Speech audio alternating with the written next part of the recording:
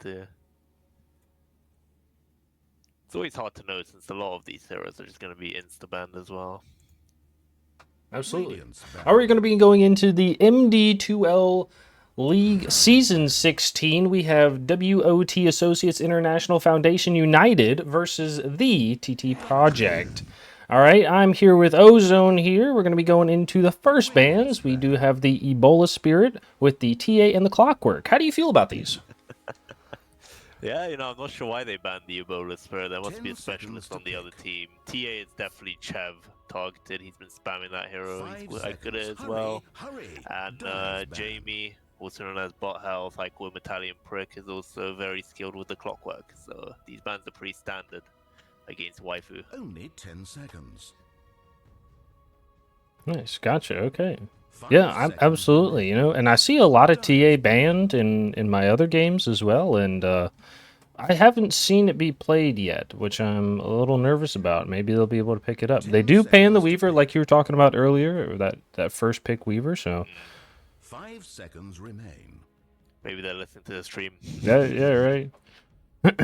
They could be. Who knows, right? Yeah, no, it's been exactly. It's all sniping. Yeah, it's all fun here in the MD2l League. All right, no stream sniping. It's all for fun. Only 10 seconds. One can hope. The Shadow Fiend banned there, another Imba hero right now.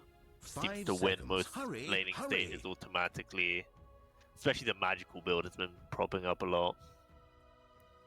Gotcha, that like blink into Yules or something like that, or the straight Yules rush. Yeah. And with Kai and Yasha, it's really good because the cat speed is like almost instant now. Yeah. Gotcha. All right, so you're gonna be on the Radiant side here. Who are you gonna pick first? 10 seconds to pick. You've got a lot of options, like Willow that can be first pick. The only issue is that's not really that flexible. Venomancer, okay. That's probably gonna go on the 5 hero. And Mirana, that's interesting. Nice. Okay, that's probably a 4 Mirana because we don't see a lot of core Mirana now. How do you feel about the new solar facet, right? I believe the daylight and the attack speed. I actually haven't looked much into it. I'm not sure what people go for, if they go for the one that gives the invis and the ulti, or the attack speed and damage. I guess that could be viable for a core, right? I've only seen one solar Mirana, and the team got absolutely crushed. So it's the only worry about it. Lifestealer, great ban. It's odd, right? Because Miranda Moonlight Shadow seems to be the defining feature about the hero, apart from, missing arrows. Oh, yeah. So that is interesting. I wonder if they're setting up with a pick in mind with this Mirana, like perhaps an OD set and ready to go. It's always a great pick. Maybe an LC as well. Absolutely. Yeah, the Mirana, the Shadow Demon Mirana, the old duo would have been great, especially with that new innate with the CK. But the CK does go out, so might see something else, something that we haven't thought of yet. That's true. These teams, I'm sure, are very creative. I'm sure they have a game plan coming into. And especially when you first pick a Mirana, you've got to have some kind of combo or perhaps a lane partner in mind. Let's see what they go for. They go for the Willow. Okay, so grabbing up another one of these more favored supports in this meta. Yeah, I like it. So that's what, probably a Mirana 4 with a Willow 5. It's a very greedy support duo here, I think, Sure, yeah, but both these heroes like to get a few items on the board. One thing I'm worried about is... Well, actually, you've got a bit of split push with Mirana, I suppose, so that's fine.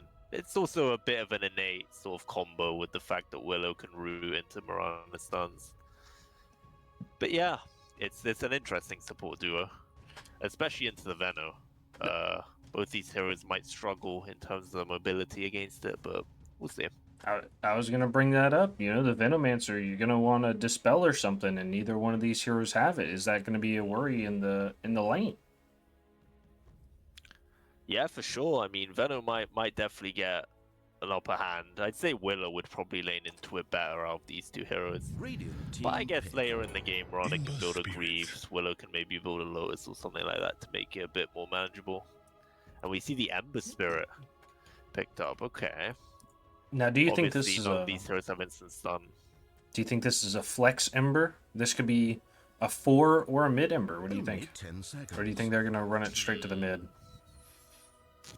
It doesn't really 5 seem like a seconds. JB Hurry, hero, hurry. and it seems very much like a cartographer hero. So I'd probably see it more in the mid lane. I think this team likes to do this. They like to give Chev his hero quite early because his pool is targeted most often than not in the draft. So it's just setting a nice standard for the draft, letting them know, okay, this is our game plan for mid. We have this Ember. Ideally, we want to pace on them a little bit early, maybe have some picks to complement with it. And I wonder what they pick up here. Probably a 4-position hero. I'm interested to see what they go for here. I could see something like an Abaddon or maybe even an Oracle. I don't know how I feel about the Oracle. They could go crazy with even an offlaner. Team pick. That's true. Okay, the Rubik. That's a very solid pick here. 2 heroes have shit you like to steal. Obviously, Mirana with the nuke. You've got the Bramble Maze on Willow, which is really annoying to deal with. So quite a nice Rubik pick. It also offers a nice amount of 10 save from seconds like to pick. Mirana's stun with the telekinesis and stuff. 5 seconds not bad. remain. What do TTP want here? There's a lot of offlane banned right now. You know, they do have that Axe and the Centaur. True. And the Pudge. We've seen a couple. Maybe I've watched too much Claire play Pudge right now, but I've seen a lot of offlane Pudge. Be going something else. I'm not sure what you pick up. Picking. The Clarific meaning. Ooh, that's a great pick. This hero is like incredibly favored right now. The Galvanize, I don't know if it's his innate or his facet. Maybe you can inform me on that, but it's just looking incredibly broken right now. But that's his extra Only mana. 10 I think it's his innate. Yeah. I think it's his innate. 5 seconds. Because he can pick up Hurry. the slide, right? The sliding static or You're right. something else. Or the Shock Caller, which is apparently a vortex that applies a debuff. Yes, sir. Triggers an overload charge. Okay. But yeah, this hero is just nuts, quite frankly. And, you know, aside from this Rubik, they don't really have any instant lockdown for it right now.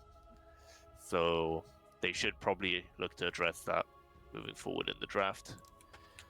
I'm not sure how the lane is. I'd say it might be slightly Ember favored with the Flame God, but, you know, I think if you see a Storm in this meta, in the state that it is in right now, you just pick it up without a thought. And the Slardar, we were talking about obviously potential Mirana combos. Slardar is pretty solid. I still maybe would have liked to see something like an LC here. I think it would have destroyed this Ember throughout the game, actually. It would have really forced the Linkens out of him. But, you know, Slardar's 10 really good too, seconds of to course. You just have to, I suppose, be careful that you don't give up the ulti. 5 Rubik. seconds. Hurry, hurry. Absolutely. So now you were talking about that early stun. You know, you could probably looking for your offlaner. Who do you think you're going to pick up? I mean, they picked the Slardar. They've banned the Centaur. Axe is not in the pool either. You know, not a lot of instant stuns left on these big offlaners. Absolutely, which is why I'm thinking about potential Night Stalker here. I think the silence has a lot of utility this game, whether it be for picking off Willow, not letting her go into her ethereal form, whether it be getting on top of the Storm Spirit. I think it's a really nice combo with Rubik in lane as well, actually. That Fade Ball gives you, you know, a lot of survivability if you choose to go for the day-night cycle swap.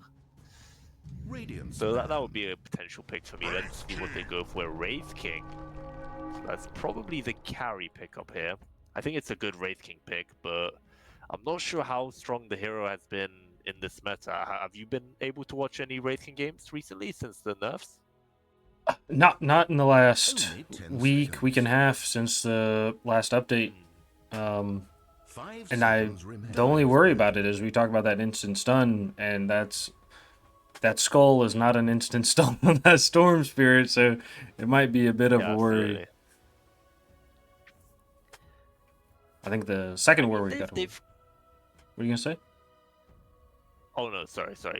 Continue. 10 seconds. I was gonna to say Bud Health did burn a lot of time 5 here going into seconds that reserve time. Got 3 seconds, so their last pick they've got a little time to think about, and they banned the Night Stalker as well. Ooh. Yeah, it's like Wraith King isn't a terrible pick here in my opinion, but I think they really should have prioritized the offlane pick on the 18 because I think there were a lot more carry heroes Only available, 10 I seconds. suppose. But yeah, it's a bit of a 5 confusing pick, I seconds. suppose. I don't think Hurry. it's incredibly good at Radiant's Slardar. ban. Obviously, Slardar later on with the shard decimates your skeletons, and I believe 15 talent amps his Slitherine crush damage. But obviously, I haven't seen too much racing this patch, so there might be something I'm missing. And the ban on the Doom as well. Yeah, that's a huge pickup. 5 seconds. Maybe they have an offlane Wraith King, okay, and it's going to be a safe lane AM, right? So then you don't have to worry about the stun in the storm. You just click him to death and just hit him with the ult, and he kills everybody. It could be crazy, right? It's an ambitious idea. I'm not sure about the AM into the Slaughter, but Rhino, Only the 10 offlane of the seconds. team, he is used to picking some unorthodox pickups for the offlane, so it might be an idea. Hell, it might even be an Ember offlane actually. I didn't consider that possibility, but okay, this makes a lot of sense. Obviously, the Magnus. I'm not sure how much you know about Rhino as a player. He's more like an MD2l figurehead as opposed to RD2l, but he is known for this Magnus pickup. A lot of teams even ban it first phase against him. 10 seconds to So pick. getting it through to the 23 pick is probably the most logical thing they could have picked here on the 5 side of waifu. seconds. Hurry. Perfect. I'm excited to see it. Then you're hyping it up, all right? He's got a lot to live for. That's true. I must say, I wouldn't say I'm biased, but I do know quite a bit more about this Radiant team as opposed to this Dire team. I know a few players on it, like All Round Good Guy, Katsahund, but, that's pretty much it. I'd say the Radiant team is more within my ballpark. Gotcha. The only thing I know about the Dire side, this TTP project, is the captain, all round good guy, and he made me wait an extra 30 minutes last week, waiting for him to join the lobby. All right, so I'm gonna call him out right now. Goddamn. But hey, he had it up and early, ready to go today, so he came prepared. Yeah, he learned from his mistakes. I will say he's a nice guy from all my interactions with him, so maybe he had a bad day, an all-round bad day that day. And they go for the Luna.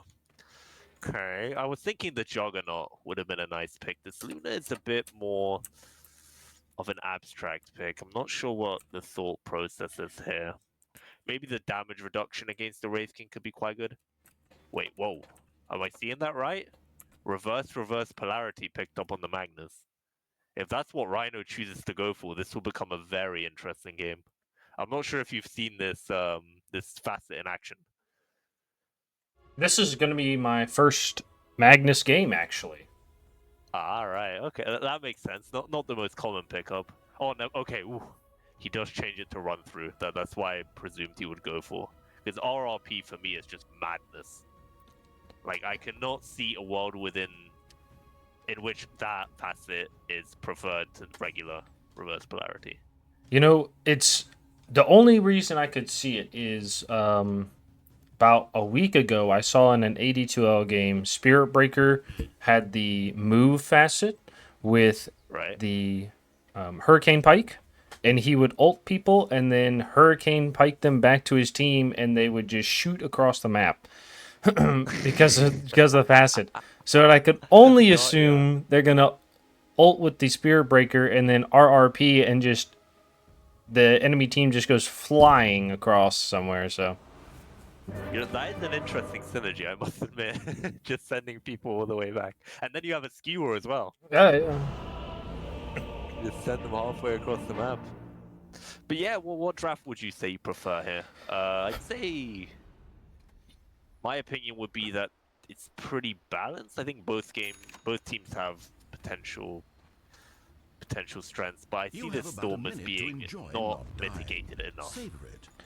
I like TTP Project because they have a regular or a normal draft, but when people pick their comfort picks and have something weird lined up, it usually turns out well. So I'm gonna put my money on TTP, but I'm ready to eat my words. It looks like we're gonna get a smoke on 5. It's gonna be broken already by the Slardar, and they're gonna walk away.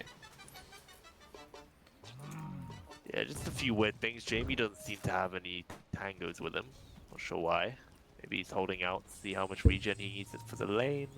But it looks like now that both teams have sort of, not touched swords, I'd say, just sort of spotted each other in the battlefield, they will disperse and look to split these runes. 30 seconds to battle.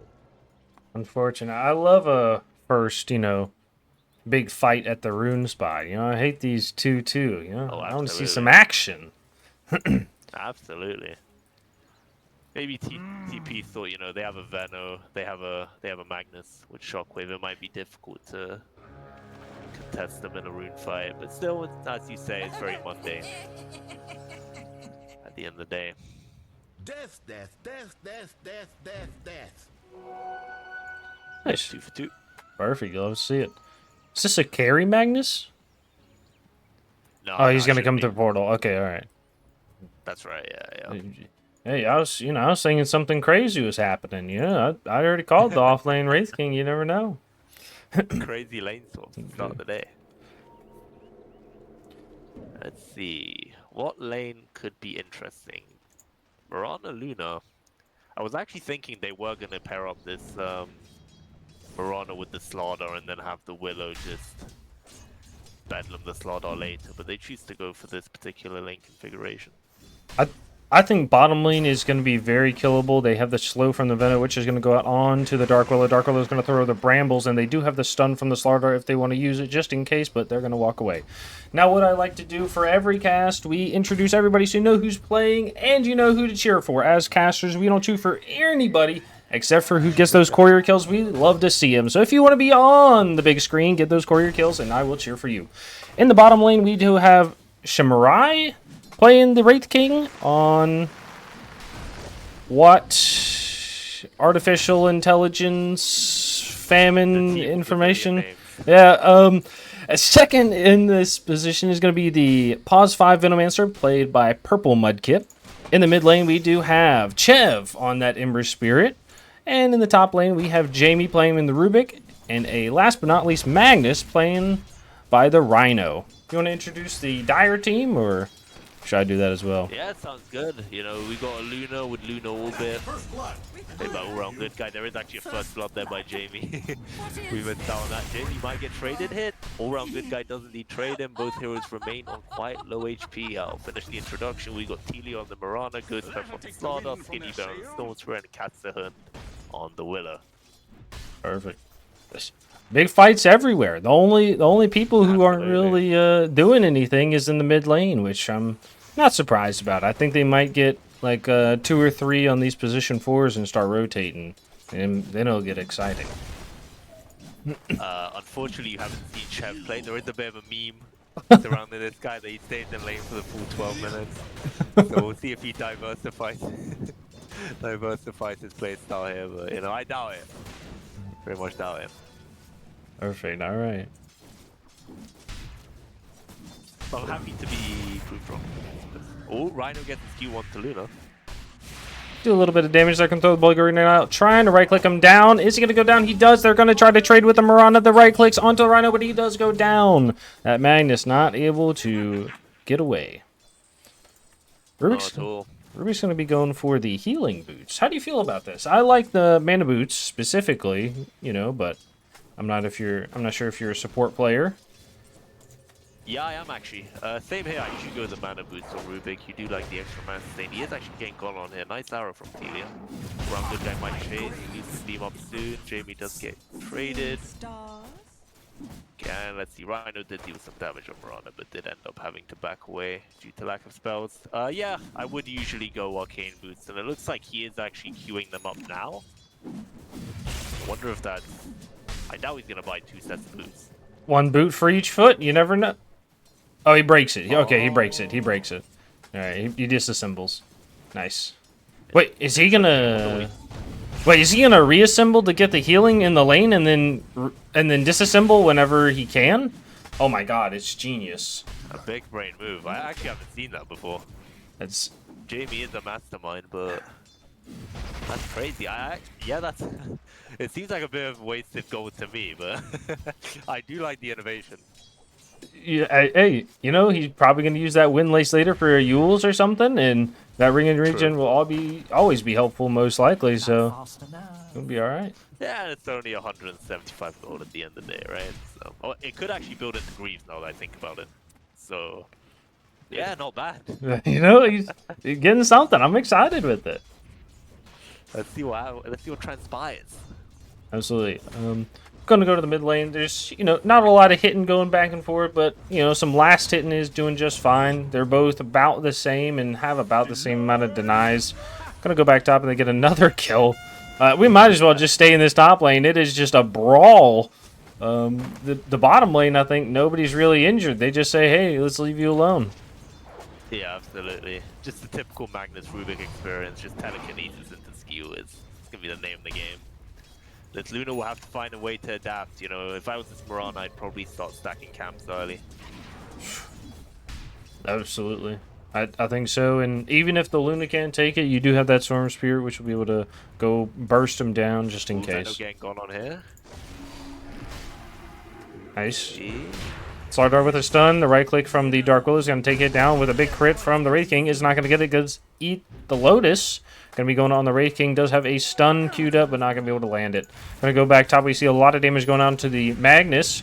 The right clicks with that whirling glaive is not going to be able to take him. He's a tough man, Magnetar. Yes, sir. Yes, sir. I like to see it. Stupendous. So, talking about, what do you think this Wraith King is going to go guns for the armlet? Do you think it's going to be the standard armlet into Radiance, or do you think he's going to go for a Blink, or maybe a more fighting build? Yeah, I think into Lunar Slaughter, you definitely have to go the Radiance, otherwise you're just gonna you're not gonna have enough tank ability, in my opinion, even with the armlet. As all-round good guy, speaking of tankiness, falls once again With the to the tip. Magnetar over the Rhino. With the tip. Love to see it. Customary. So yeah, I think he will definitely have to go Radiance. After that, obviously, maybe the Blink route, and from there, it's all nebulous. Gotcha, alright. I just hope he doesn't go Diffusal. As long as he doesn't go Diffusal, I'm sure he's gonna do fine. Perfect. Okay, and what? This Magnus is gonna get probably what? Oh, RP is gonna come out. They're gonna be able to skew her away from the tower, doing a lot of damage. Gonna be going on to the Magnus just a little bit. Right clicking Luna down. Luna is gonna get body blocked by Horror. Oh, Chev, he's doing it! It's 6.5 minutes, come on, he does get the kill underneath the tower! Well played! And Rubik is going to be making those Tranquil That's boosts. actually the fastest Chev rotation I've ever seen. Hey, it's... So that's something you don't see every day, my friend. Yeah. I got it on recording, too. They can't say it didn't happen. That's true, bro. Bigfoot sighting. We're That's gonna have to prove that it's fucking authentic. Doctored footage. The names around. Yeah. Doctored footage. Doctored memes. But yeah, no, this is this is why Rhino Magnus is banned so often. It's just a very dominant style from him and Jamie, which we've come to expect, especially with such a dominant lane pairing. And all-round good guy pretty much forced into the jungle from level 4 rather. Yeah, I mean, we talked about it, just going to go hit lane creep or jungle creeps. You can come back to the lane whenever they take the tower probably and go do something else. It's how it is, but absolutely. It happens, Venom is going to be going in the mid lane. They're going to throw the chains onto the Storm. Storm is going to be pulling back the Ember, jumps, grabs the regen, and they're doing a little bit of damage to the Venomancer with the brambles and the stun, but not going to do anything too much. Does pop the regen there on the Storm. The Ember Spirit can jump back if he wants to, but looks like they're going to just push the top tower as well. Yeah, it's tough for the Storm Spirit actually, because even with rune control, there's not really a lane he can gank right now. I mean, in the top lane, you've got Magnus and Rubik, who are very elusive, and in the bot lane, you've got similarly Wraith King and Venno. Maybe Venno if you can stick onto her, but that'll be tough in its own right. So he's kind of forced to just accumulate levels here, as opposed to being more active on the map like Chev was a minute back. Absolutely, yeah, and I think it's hard, right? You know, even if you rotate 2 supports down here, they're going to be smoking up top here. They're going to be drawing a line, looking for the Luna in the jungle, but they're going to miss it. Puts out the scan as well, and they're going to rotate mid. They're going to be going for the Storm Spirit. They do have the ult from the Magnus ready to go. The skewer in the ult maybe happens. Oh, not going to have it. Now, that comes into that instant stun that we talked about earlier, right? And they TP back top. Absolutely. You know, you'll have the telekinesis later, I suppose, but right now it's very early days, not too many points in arcane supremacy, so they're going to be forced to have to let this Storm be alive on the map for quite a while. Gonna be going bottom, doing a little bit of damage to the Venomancer. Now, like I was saying before, is, you know, you can rotate both supports down to this this Wraith King, right? But, you know, he's about to be, well, he's holding his ult, right, just in case he needs it, and you know, so if you go kill him, it's not really going to be worth it, and his whole team can rotate down. They're going to take the top tower as well and probably look for a Luna, but it's hard, even in the off lane where you might be able to get a chance. Sure. I also really like this rotation by Shamrai here. You know, you take the tower and you also get a chance to get an power from Rhino to boost your farm temporarily. Absolutely. Storm Spirit. Very nice. Takes a lot of damage. The Rubik is going to take the ball, is going to get stuck in the bramble, going back, takes a lot of damage. This right click and, oh, the Dark Willow does take down with the killing spree. Going to throw the stun onto the Ember Spirit. Ember Spirit is arrow, the huge arrow with the bramble's going to follow up. Not going to be able to get the kill on the Dark Willow. It has to jump away after the Slardar comes in. Goodness. Oh my god, that was incredible to see transpire. Great job from the Mirana there to save Katsuhun on the Willow. Now, how do you like this Yeah. this Slardar Blink or Orchid build? You know, he's going for a Blink now, but do you like the Orchid instead? Yeah, you know, Orchid's a very interesting choice. You get a lot of nice attack speed. Obviously, the silence maybe lock down the Ember a little bit. Get stunned. You know, the standard Blink round is never bad either. Ooh. Shed is dead. Absolutely. Got jumped by 3 heroes. You know, Ghost Pepper proving to us, my friend, that you do not need that Orchid to get the kills on Ember. He's proven a point. Absolutely, Yeah, yeah. both routes are very commendable, in my opinion. I like the Orchid, though. It's very inventive. Gotcha. I like it too. You know, you have the those like squishier supports, right? The Venno and the Mirana. They're gonna throw the arrow. They do have the ult from the Slardar, the stun from the Willow, and he goes down. Has the Bramble, but not gonna catch the Wraith King. Like I said, you know, the squishy supports, right? That Rubik and the Venno don't have a dispel, so you silence them and you're able to get on them. They could just explode, like we just saw. Absolutely, especially since we've kind of glossed over this, but Slardar has had a very decent start to this game. You know, obviously the Wraith King in Slardar lane was pretty passive, which in the early game will inevitably favor the Slardar, as he does get the blink at a good timing, and he's top net worth currently. Yeah, 75 last hits and 22 denies. They're going to be stunning in onto the Ember. Ember is going to chains on 2. They're going to be jumping on the high ground. Storm Spirit's going to follow. They do have the stun and the pull back. He goes down to Skinny Bear on that Storm Spear. They're going to be running in. The Slardar is going to get ulted, and that amp damage, a.k.a. Corrosive Haze, is going to be going back on him by the Rubik. Absolutely.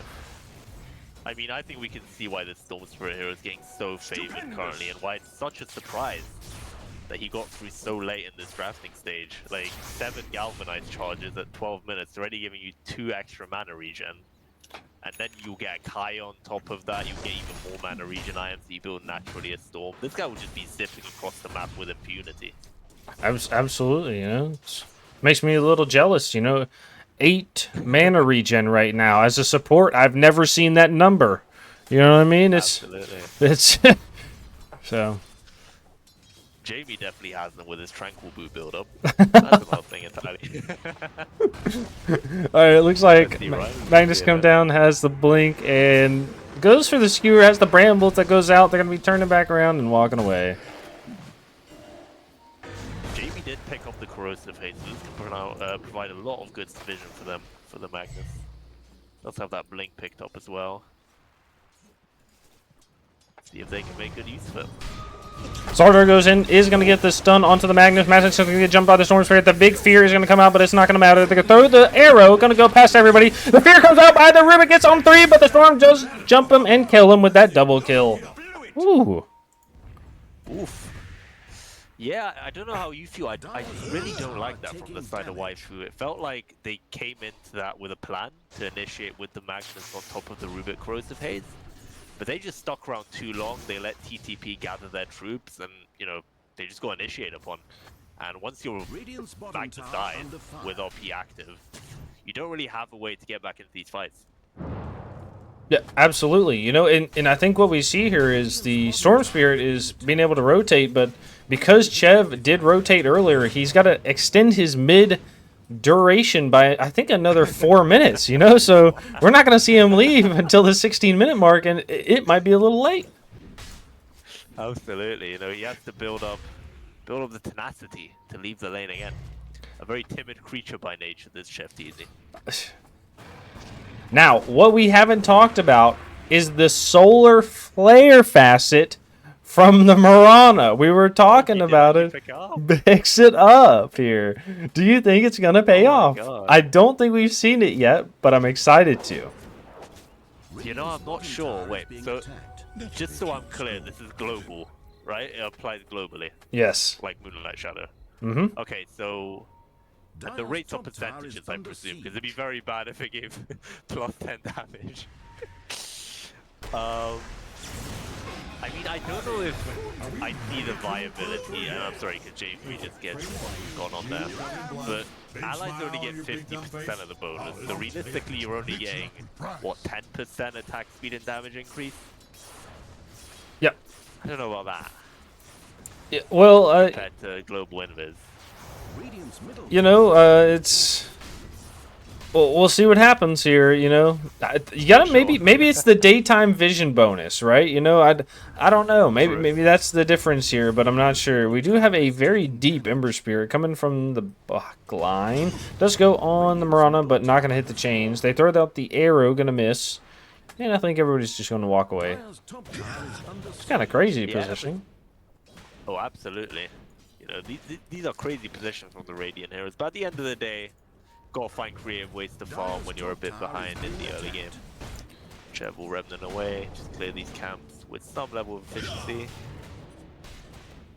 And yeah, I really don't know how I feel about the solar flare. It's great that you mentioned the daytime vision, but at the same time, isn't that kind of like a negative synergy with this Luna who will make it nighttime?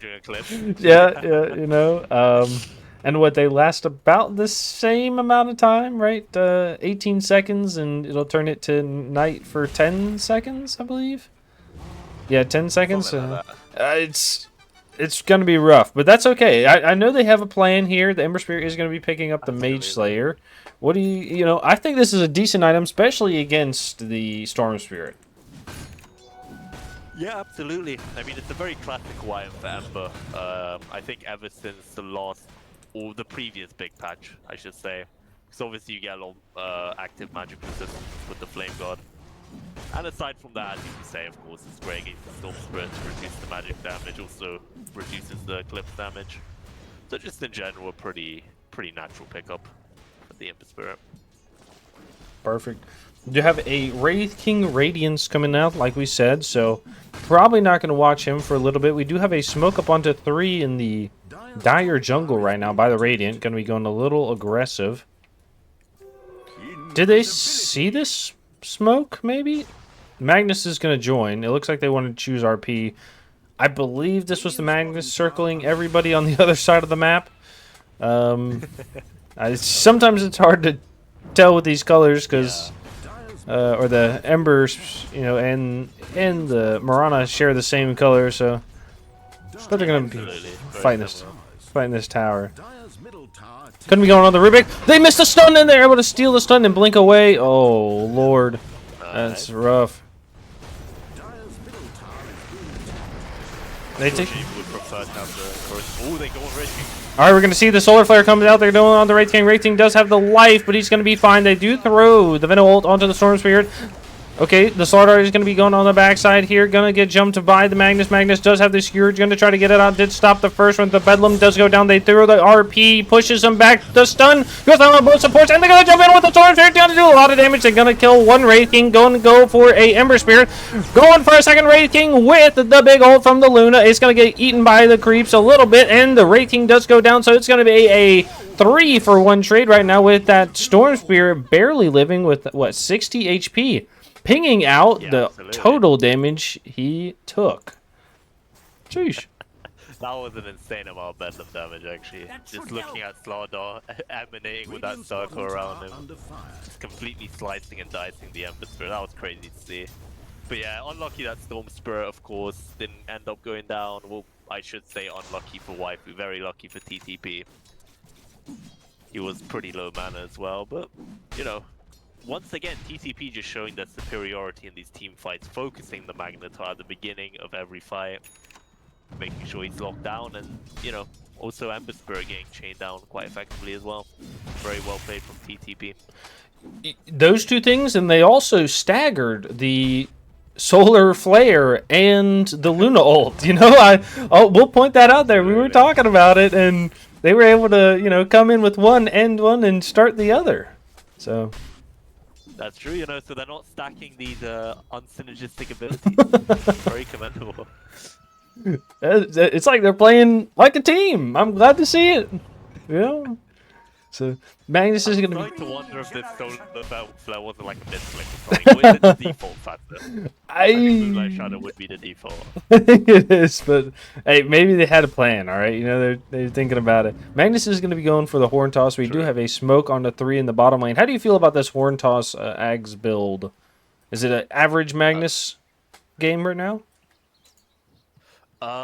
I'd say it's seen a lot of popularity recently. It's obviously quite nice just in general. You get the stats with the universal hero attribute as well. But you know, it's really nice that Horn Toss is pretty much in its TI-10 state to where it pierces, or rather just stuns upon application, which makes it very annoying to deal with, and it pretty much gives you a guaranteed skewer back. So I feel that's why it's been favored over something like Harpoon in recent times. Okay, fair enough. Rubik is going to be going for the Yules. That he's probably wants that dispel or to be able to catch people or try to get away. Average support items here. Do you think he's going to go Yules into Aether Lens, or do you think he's going to go for maybe like a Force Staff or something else that's going to be a little bit more defensive in this lineup? Hard to say. A Glimmer would always be nice, I suppose. At least before these heroes. I suppose none of them will be building Nullifier anyway. Okay, we're going to smoke up on the 3. They do have the Storm Spirit. They don't see him on the high ground. They break. They're going to stun onto the Wraith King. Just get jumped by the Storm Spirit as well on the Magnus. Magnus is going to get feared and stunned in a second. Just hit the 3-man RP. He's going to hit everybody. He's coming back. He's doing a lot of damage, but that's all right. The Slardar is going to get away. They do throw the ult from the Luna, and he's doing a lot of damage. He does have the Solar Flare as well, so they're going to lose that extra vision. The Storm Spirit is going to be fighting. The Rubik does go down as well. Nice job. So it's going to be a 3-for-1 right now. They take it for a 4th, and the Wraith King's got to run. Absolutely. Another superior team fight from TTP there. Once again, you know, that was a great attempt from Rhino, but he just doesn't seem to be finding these big RPs to begin the fight on these crucial targets, as opposed to TTP, who seems to be fighting the Magnus most fights, who seem to be able to lock down this Earth Spirit and really limit his capability. So, you know, at this point, obviously, it's very difficult for Radiant to find a way into this game because of the tremendous lead for the Dire, but still, great play from TTP. Absolutely. The Ember Spirit, I know we just talked about. I'm going to go for that Maelstrom into the BKB. Yeah, it's great defensive item you've got to be worried about. And the Maelstrom is going to be doing the extra damage and probably going to let him farm just a little bit faster. Sure. It's a very difficult game state for Ember right now, of course, because he still doesn't have those crucial items. And, you know, it's getting to be a pretty late timing. But one great thing about Ember Spirit, you know, he scales very well into the late game. So as long as Radiant find a way to slow this game down, perhaps, it's not the end of the world. Now, I was talking about this last time I watched an Ember. I don't know how long you've been playing Dota 2, but do you remember the old Battle Fury Ember that would carry the game from the mid lane? I do, yeah, and then like Nadeless, right? Oh, yeah.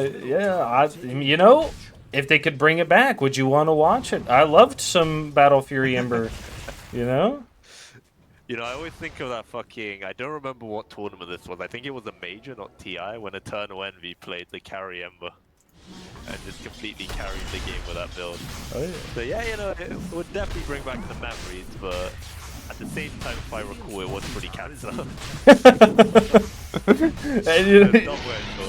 It was gonna take the early Roche, gonna be dropping it onto the Storm Spirit, who did die that last fight. So if he does die this one, he can play a bit more aggressively, but won't have to worry about it too much. Venomancer picks up the mechanism and is going to go for the pipe next, taking a lot of magic damage, you know. Do you think he gets us at a decent time, or do you think it's just going to be slowed down and support mech time? Yeah, it's tough, isn't it? Like, this item is surprisingly difficult to build nowadays with this Ring of Terrace build-up. And yeah, as you say, I think it might just be too little too late. Especially with the way, you know, Dire seems to be progressing in this game. But at the same time, Radiant are split pushing the waves. There's no tier 2 towers dropped yet, so definitely early days. Now, the Dire side does take the Roche, and they're going to go push the tower. They do lose this tier 2. I mean, yeah, that's interesting. It's kind of crazy, but we'll see. I'm surprised they give that up. Luna going for the BKB after the Manta Hurricane Pike. Is anything you'd like to see here? Okay, nice. Are we going to see the Horn Toss? Oh, okay, they're going to jump on the Ember Spirit. Ember Spirit's going to go get... Oh, saved by the mag. Going to get a Horn Toss out, but they're going to fear as well. Throws the Brambles out. They're going to be throwing the Venom onto one. The Rubik is going to be jumped on the backside here. Ember Spirit's going to be able to rotate over just a little bit, and he says, nope, you're gone, buddy. Too bad, so sad. I'm going to jump away with my Remnant. We're going to go back to the tier 2 that did go down. We're going to be running back to the Ember Spirit. Ember Spirit does not have a Remnant for 17 seconds. He does go for the TP in the trees, and they're going to leave. Goodbye. They're going to be going for this bottom tower as well. From the Willow there. Absolutely. Was not able to get the skewer off, so it was just a huge Horn Toss into... more or less nothing, you know. You just walk away. Oh, yeah, they're so great initially, but it just didn't end up panning out. You know, the Marna is going to go for the 4 staff. What is this staff of wizardry building into? You think? Ags? Atos could be good. Yeah, because you know you like having the Glipner with the solar for I guess. Oh, Horn Toss in the skewer. There we go. Good kill on one. They're going to be going return kill onto the Magnus. Storm Spirit is low, but does have that Aegis. Oh, the big arrow! It's going to stop the Wraith King. They're going to be able to jump away. They do have the chains. He does have the Yules. Is he going to be able to get the jump away? No. Oh, he gets the jump. Oh, he's going to take a lot of damage, but it's not enough to do anything. This hero is nuts. How did he just, like, burn spells on 3 heroes, then zip from the Ancient to behind the tier 3 tower, and he only, you know, he had like 70% of his mana left. It's crazy. Can't tell you. But what I can tell you is Slaughter is going to be going for that Ags. Is it something you would like to see, or would you like to see like a BKB maybe, so he can jump in with his Storm? I definitely prefer Ags on this hero, actually. The status resistance is such a rare trait nowadays. Ooh, as I say that, Celia gets jumped by the Wraith King there. Willow in danger too. But yeah, I just really like the Ags on Slaughter, actually. It makes you so tanky. It lets you frontline when you're going up high ground, which is the game plan for the Dire right now. And, you know, obviously, as you say, I think BKB is another option, and you probably don't want to go both items.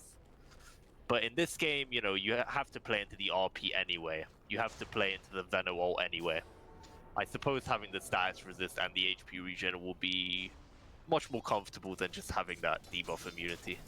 At least in my opinion, especially stacked with the E-Shroud, right? When you've got all the additional magic resistance. Absolutely. Big tanky fish. I'm worried about it. Yeah, you have cause to be worried. Fuck the Zero. Yep. Honestly. Stormspirit goes for the Witchblade into the Meteor Hammer, as well as the Eternal Shroud. He's going to be going for the Ags next with that big Electric Vortex. Absolutely. Do you think they're going to go for the Ags first into the high ground push, or do you think they're going to try to get a quick pick and then high ground right afterwards? You know, they have some big tower hitters on the Luna if they're able to get up there and survive.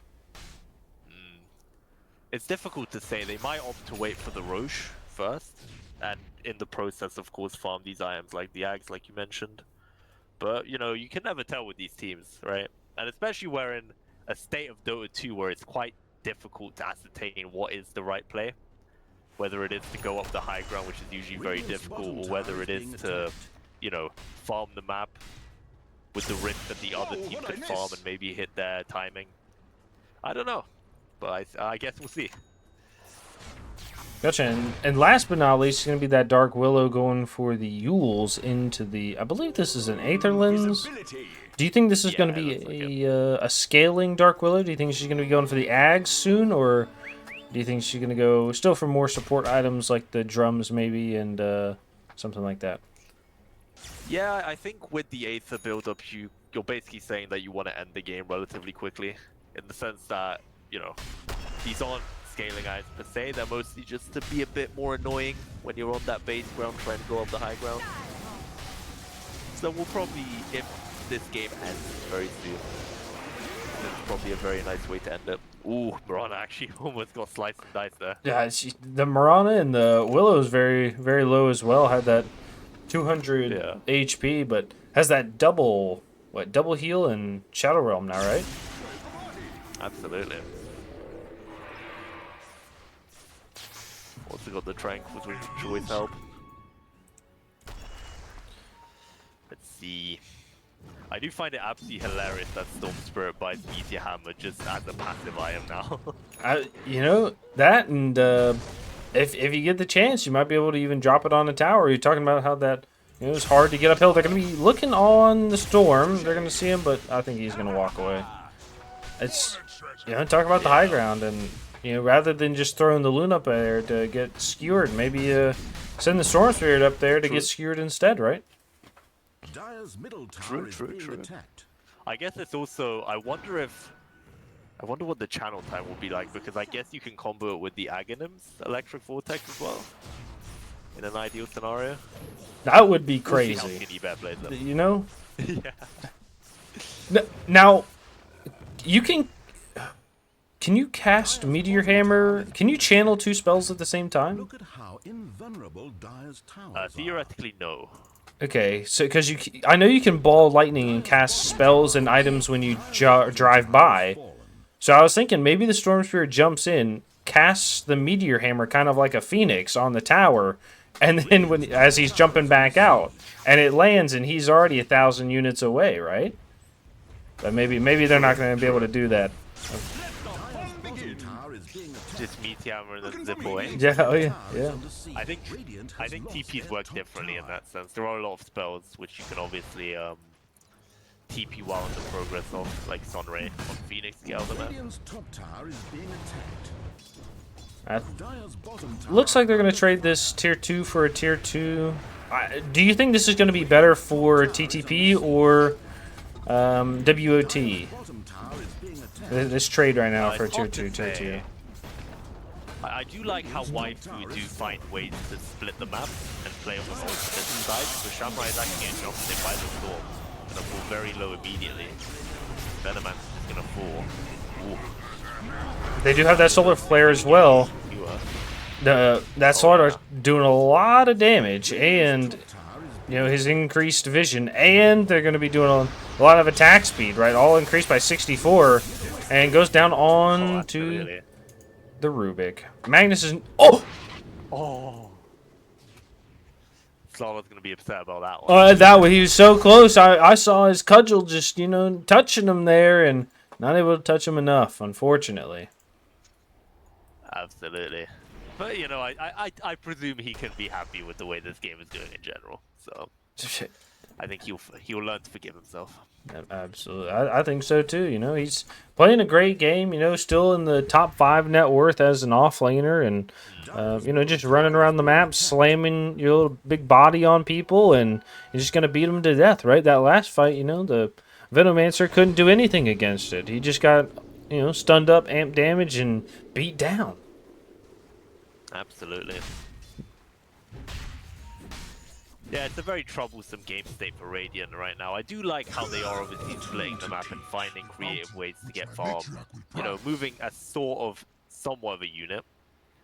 And so their Wraith King, for example, isn't too far behind Luna.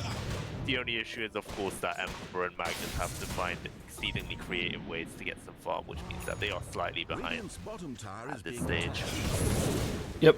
And I think a little bit what is keeping them back into the game is this Empower, you know, the Magnus throwing it on people whenever they have the chance. And I think it's helping a ton to make sure Wraith King is just going to be hitting this tier 3 for free for the next 6 seconds. Slardar is going to TP back, so already has the amp damage on the Roche, but that was a lot of damage to give up for a Roche right there. Yeah, absolutely. You know, you're not going to regen that back, and it is probably their strategy moving forward. As you say, latch the Empower onto the Wraith, he just runs up a high ground with the AC, hit the building a bit. Because other than that, it's very difficult to fight this Dire team at this stage, and probably within the next few stages in this game. So they have to find ways to prolong the game, maybe get a few items, maybe buy some time for a key initiation from the Magnus. They're going to be smoking onto 4. Up. Yeah. They're going to leave the Veno. Veno is just in the back. I don't really see why. I mean, Storm just got the Aegis. There's no ultis down on Dire. This could go very wrong for the Radiant. You know, you say that, but it could go very right. You never know. It could be something crazy here. It's like the solar flare. So the Wraith King is going to pick up that BKB, Blink, and AC. He's going to be going for the Ags next. Is that what you want to see, or do you think something else should be coming out next? It's difficult to say. You can't really go any items to man fight this Luna at this stage, especially into her damage reduction. Yeah, I mean, Aghanim is always a pretty solid pickup. Okay. You know, give your teammates a bit of an extra chance to survive once you get blown up by these heroes like the Storm and stuff. Now, if you see anything else, I can't say. Gotcha. If you're going to upgrade your Blink Dagger, as the Wraith King is going to go in onto the Slardar, does a stun. Is going to be going in, pops the BKB. The jump in from the Storm Spirit is going to be going onto the Ember Spirit. The Ember Spirit is going to be taking a little bit of damage, but the Storm Spirit takes a lot. Has no mana right now. They're going to be using the Luna ult with that Moran ult as well. Has that big damage and attack speed. Oh god, the Veno goes down. They're going to be throwing the Yules, and the stun goes. The BKB comes out from the Ember, but he's going to. Oh my god, the crit! That was insane. God damn. You know, Chev, I almost thought he was going to get out, then the Mate Slayer paying huge dividends in that fight, by the way. Just completely nullifying the Storm damage onto him, but in the end, he just does get picked up by the Slardar. Yeah, insane, right? 300 damage with the first hit, right? And then 500 damage with the second hit from the Slardar, and then 675 from the Luna. That solar flare, we were talking trash about. I mean, at least I was. I was saying how bad it was, and it's doing so well. Okay, Storm Spirit is going to get traded. They do have the RP. It's going to go through the BKB on the Luna. They do have the Storm back up with all his health. He's going to be jumping in onto 4. And oh my god, the Wraith King stun and damage. It's going to be going out. The Luna's trying to finish the racks, but he's going to go down as well. He's not able to finish the racks. They're going to be looking for the Slardar. Slardar hit the stun, but they're going to be able to stun him back here. He's going to take a lot of damage. Gets pushed a little bit, and they're going to steal that Slitherine Crush. Oh my god, the trade back. They went high ground after the big fight, and then they lose it immediately. Holy shit, that's definitely something. You know, it puts them in prime position to come back into this game. I wonder what TTP were doing there. They've been so well synergized this entire game, but there, I mean, I'm pretty sure Moran had to TP back to clear the creep's bottom. I don't know where Willow is. I'd have to watch the replay back. But it is quite precarious for the three of them to stand there without that Willow save, at the very least. That was a 1600 damage crit from the Wraith King onto the Storm Spirit. God damn. Oh my god. Maybe this is the... Solar Flare is terrible! It's terrible! It's so bad! This is what happens! You eat that MS. Alright, big arrow. Do they fight this for another 10 seconds, or do they walk away? Right? Are they happy with what they got, or are they good to just leave? Dire's middle tower taking damage. I think they're good to leave. I mean, I still say they're pretty weak in team fights against the Dire side, so they do have to be pretty careful. Maybe split some waves, maybe see if they can get lucky with the Roche potential sometime down the road. Maybe control the map a bit. But yeah, that was a pretty one-off case, in the sense that it was 5v3 and the Magnus got a huge skewer at the beginning of the fight. So I think Radiant still have to be somewhat cautious. Okay, we got a smoke on the 5 here. They're going to be jumping onto the Wraith King. Wraith King taking a lot of damage, gets stunned up. He's going to get conded. Big arrow as well. He goes down for the first. No, he's still taking damage. All right, goes down for the first. Coming down for the second now. Does have that BKB. Oh, the big ult on to the Luna's going to be coming out from the Magnus. Going to be jumping in by the Storm Spirit. The Storm Spirit's going to be lifted up, taking a lot of damage as well. And the pullback, the steal from the Rubik is going to be going in. They jump in deep by the Ember Spirit, and they're going to be turning around onto the Slardar. The Luna does go down on the back lines. The Yules from the Slardar, but he's going to get just punched to death by the Radiant team. That was a 7K net worth swing after that fight? That was a 3K net worth swing after that buyback? Oh my god. They just... What happened? What happened in these two fights for this to happen here? The Wraith King is just... He's just bait. They go on, they kill him once, and then the Magnus just comes in and throws all of his spells and then walks away like nothing happened. And the Wraith King's just coming in with huge crits. Sorry, can you hear me, by the way? I think I had some internet issues there. You're good, buddy. Sounds good. Yeah, I mean, I definitely underestimated the damage potential of the Radiant there. Jamie also with some huge spell steals in that fight, I must mention. Absolutely. Crush being very annoying. He did so much damage. Gonna be going on the Dark Willow, doing a little bit of damage. Is gonna be trapped in the brambles.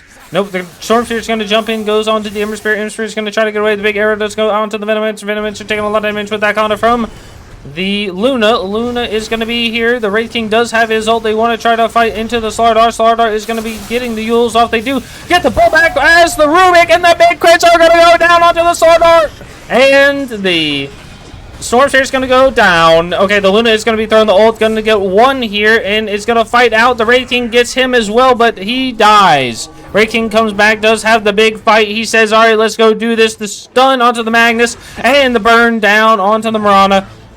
Wraith King, is he going to get another? Gets pushed away by the Psychic Pagan, and the Magnus is dead, but tries to go for the Dark Willow kill. Looks like they're going to trade. And that would be Magnus. Crazy game. Oh my god. The net worth swing has been a 20,000 swing into Waifu's favor for in the last 5 minutes? Yeah, absolutely. I mean, this game has completely spiraled out of control. TTP just with one screw up on that high ground, not having their supports there and their core staying around, has completely snowballed this game for the Radiant. Alright, Wraith King has 6,000 gold, picks up the shard, right? What do you think he buys next? We were talking about this earlier. I think he's going to upgrade his blink to green blink, right? Going to get that extra attack speed. Absolutely. That would be the most logical choice. I think later on you could also disassemble the Radiant to nullify him. It would help to, you know, reduce the threat of these Yuleses and these 4 stabs on the side of the Dire. And after that, I think you're pretty much safe and solid. Nice. Magnus gonna go for the Octarine core after the Shivas. I think it's pretty good. He is a little bit of a hoarder. Sure, If you sure. click on him, he does have that circlet in that enchanted mango there still. And the 43, mango. 43 minutes That's what we in. call a that's what we call a Gork inventory. We go look inside of the Radiant base, and we do see mangoes and healing salves just on the ground, ready to go. So, little snacks whenever you respawn. Yeah. The trusty shovel holdovers from when the economy was in the golden age. Alright, nice. The Rubik does have the Ags now, can steal 2 spells, and going for the Wind Waker next. I think it's a great choice. We were talking about the Aether Lens. Do you think he skipped the Aether Lens because of the Psychic Headband? I'm not quite sure. I don't think Rubik's buy Aether Lens nowadays, just because of how good Arcane Supremacy is and because of the win build up in general for the item.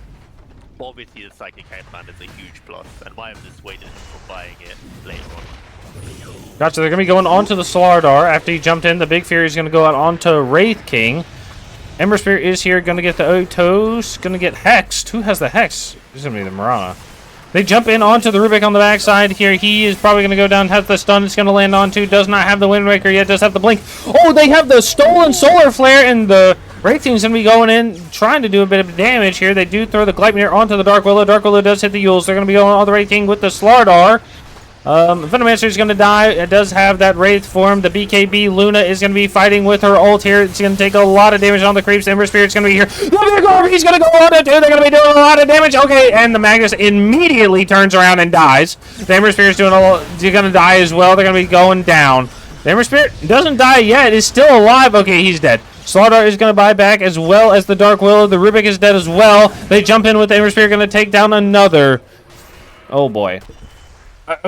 Great, Crazy ass game. Great survive by the side of TTP Project. Sure. They do lose the top. They do lose the top racks though. Do they go push or take the Roche right now? They know Roche is up. It's guaranteed for them.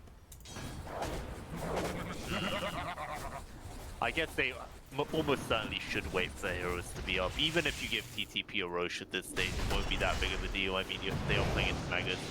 Okay, Rhino could be in danger here. This is his dieback if he dies. He does use the Skewer, has the Horn Toss just in case. They're going to be going on for the Wraith King as well, who does not have an ult. Oh, Storm is going to get it with the Slardar there. And going on, but trades for the Mirana. That's a 9 kill streak going out to the Luna. That's going to be a good chunk of money. Yeah.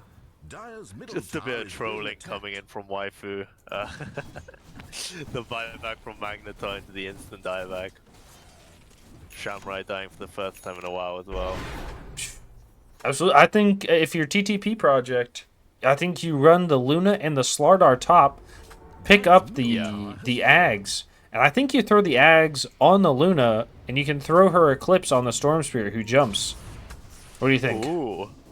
That's true, and the Bedlam as well. You've got the Bedlam and the Eclipse onto the hero. It could be big. It could be. Now, you just gotta hope that Skinny Bear Storm Spirit is gonna be grabbing a bunch of people, you know?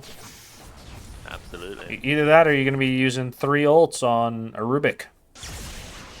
And that's not what you want to see, but we've seen it before. I'm willing to bet you've seen it too, so...